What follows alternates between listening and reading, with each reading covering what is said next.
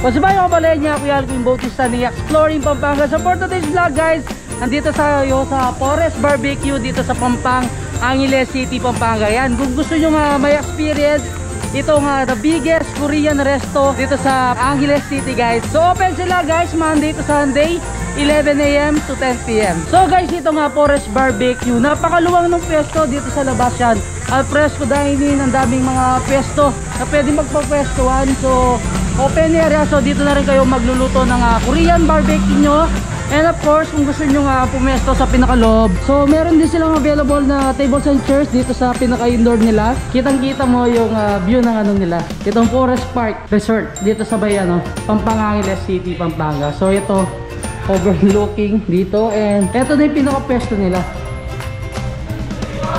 So yan, meron naman silang available na exhaust dito kung magluluto kayo para hindi ganun kausok. Pero mostly lahat ng nagda-dining guys, nasa labas sila para mapil nila yung al fresco dining. Ang ganda ng ambience lalo na paggabi sigurado doon kasi marami silang mga chain lights na nakapalibot sa pinaka-area. So ito guys, check naman natin itong pinakalabas ng Forest Barbecue. So katabi siya ng Forest Park Resort dito sa Pampanga, Angeles City, Pampanga. Yan, pwede kayo magpwesto sa mga ganitong area. And yan, kakasya naman guys hanggang 7 packs dito sa mga kabana nila. And dito, yan pinaka-sentro nila, maraming available na tables and chairs. Check natin dito. So meron silang 1, 2, 3, 4, 5, 6, 7, 8, 9. Yan, 9 na mga kabana na pwede pagpwestuhan guys. Lalo na kung family kayo and grupo kayo, ang sarap magpwesto dito sa mga area to. So may privacy kayo, medyo malayo-layo yung pinaka-area. So dito yan, kabuuan din. So may ano sila, dalawang barbecuean. Pipiliin natin yung barbecue charcoal nila para mas natin malasahan yung smoky flavor ng Korean barbecue. Ang ganda na place and syempre napaka-presko kasi yan. Napakaraming mga puno.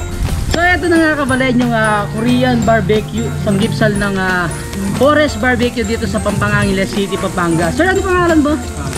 Sir Gab, yan. Si Sir Gab yung nagluluto ngayon dito sa ating Korean barbecue sanggipsal. So yung pinaka-price guys, 588 pesos.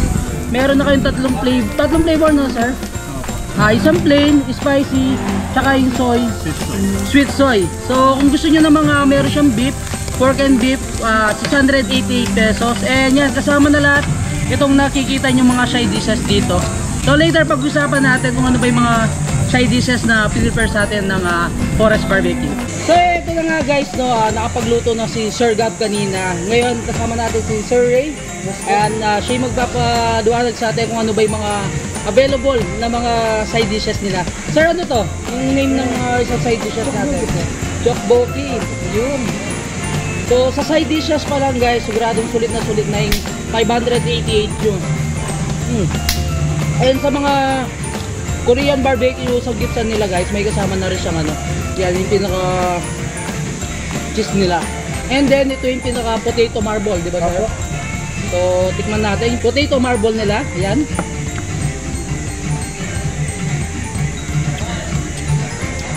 So importante talaga yung mga side dishes, lalo na yan.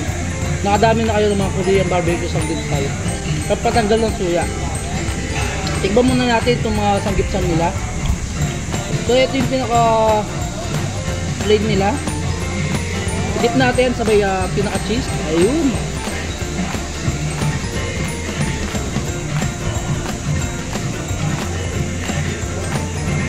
Ako mas gusto ko talagang kumakain ng mga Korean na barbecue sanggipsal, lalo na dinidip sa pinaka cheese nila.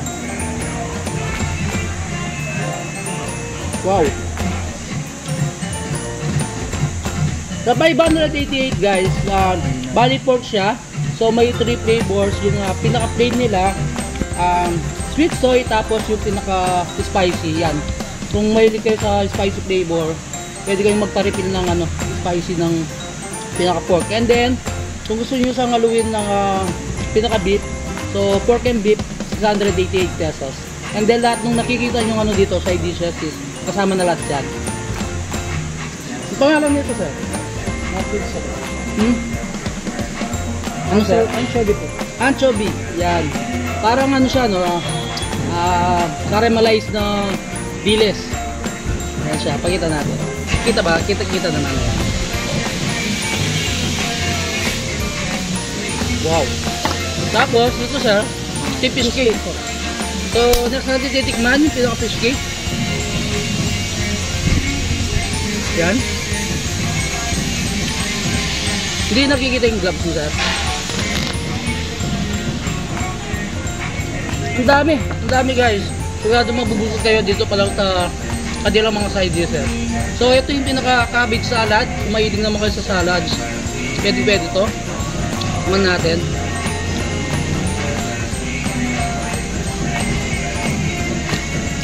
Tiplado na siya. Ang sarap. And syempre ito sa favorite ko, itong kanilang macaroni salad. Yun, salad. Kuman natin.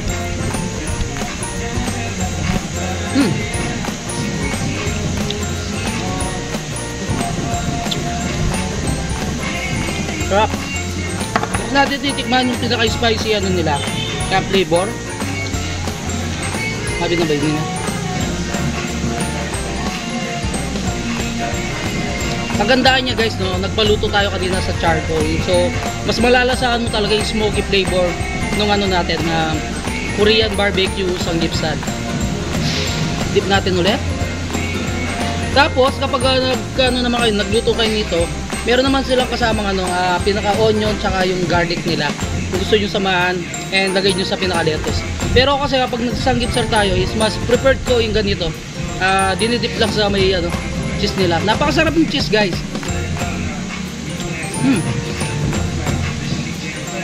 Yan guys, no, kung gusto nyo pumunta dito sa may Forest Barbecue, yung pinaka-location niya dito sa Pampanga, Angeles City, Pampanga.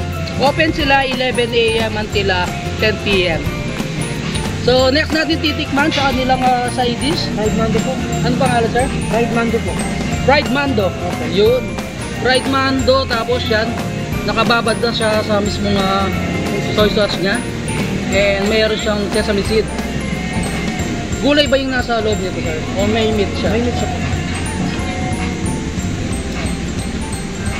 Yung pinakalasa ng mga side dishes and then siyempre yung mga Korean barbecue nila guys, napaka-authentic. So hindi lang yung basta-basta na mga side dishes, quality na yung mga nila sineserve nila guys. Kaya sulit na sulit yung 588 pesos na. Anong name nito, sir? Yan, Cold soup cucumber po. cold soup cucumber. So ito na yung pinaka-last na titikman natin sa mga side dishes nila. Napakasarap guys, very authentic yung mga side dishes and talagang quality. So yung 588 pesos nyo is talagang sulit na. Limited naman lahat, halos.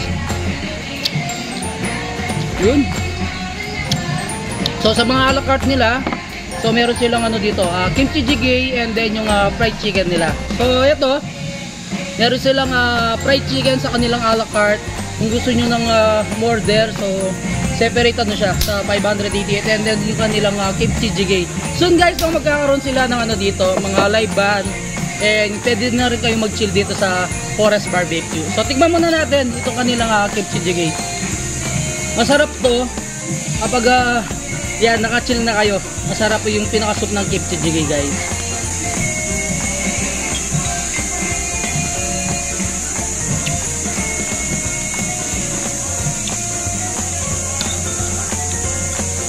Ayan, kung mahilig kayo sa kimchi, so may soup siya and may kasama na siyang meat. So may na siya, meat na pork yung nakahalo sa mismong kimchi jjigae nila. Sarap. Next natin titikman, syempre yung kanilang fried chicken. Yan, pwede nyo namang mag-order ng fried chicken and syempre unlimited naman yun sa kanilang rice. Pwede nyo nasamahan ng rice. Yun.